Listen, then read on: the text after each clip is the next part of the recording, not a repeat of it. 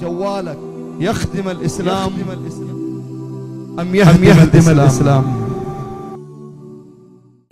الشيخ سلطان أول قال كلمة عظيمة، قال الله خلق كل شيء من أجلك. هو الذي خلق لكم ما في الأرض جميعا. خلق لنا. هو الذي خلق لكم ما في الأرض جميعا ثم استوى إلى السماء فسواهن 7 سماوات وهو بكل شيء عليم. لكن للأسف أن هذه الأرض اللي نمشي عليها، وهذه السماء التي نستظل بظلها، وهذه الحياة اللي أعطانا الله إياها، وهذه النعم إلا ما رحم ربي أصبحت تستخدم ضد الله، وأصبحت تستخدم في معصية الله.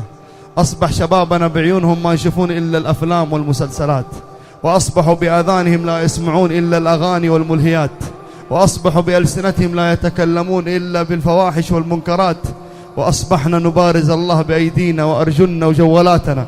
أسألك سؤال وأسأل الآلاف اللي قدامي، دليل بسيط بس، جوالك هذا اللي في يدك، جوالك هذا اللي أعطاك إياه الله عز وجل، وفي شريحة وفي اتصالات وفي رقم سري، ما حد يدري أنت مخزن رقم من، وما حد يدري إيش الروابط، إيش الصور، إيش المقاطع، إيش اللي جوة هذا الجوال إلا الله. أسألك بالله سؤال، جوالك يخدم الإسلام أم يهدم الإسلام؟ سؤال، جوالك يخدم الإسلام أم يهدم الإسلام؟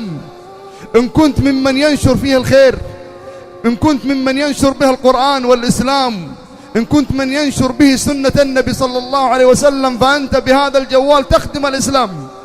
وإن كنت ترسل بهذا الجوال المقاطع والصور التي لا ترضي الله، فأنت تهدم الإسلام، وأنت تحارب القرآن. لأن الأغاني ضد إيش؟ الأغاني ضد إيش؟ ضد القرآن.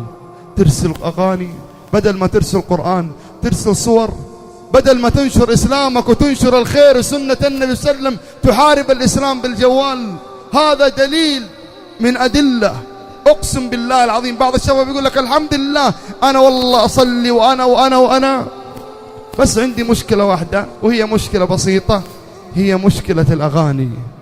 مشكلة الأغاني هذه مشكلة بسيطة. كم من شاب يتمنى يقرأ قرآن ما هو قادر، السبب الأغاني. كم من إنسان يتمنى يحافظ على الصلاة مضبوط ما هو قادر، السبب الأغاني. كم من إنسان وقع في الفاحشة، السبب الأغاني. الأغاني ترى لها أثر خطير. الأغاني الله عز وجل بشر صاحبها بإيش؟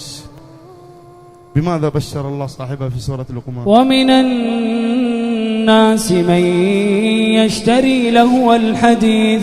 ما هو لهو الحديث؟ يقسم بالله ابن مسعود بأن لهو الحديث هو الغناء. اشترى لهو الحديث، صار يسمعه في سيارته في جواله في بيته، صار عادي عنده الأغاني.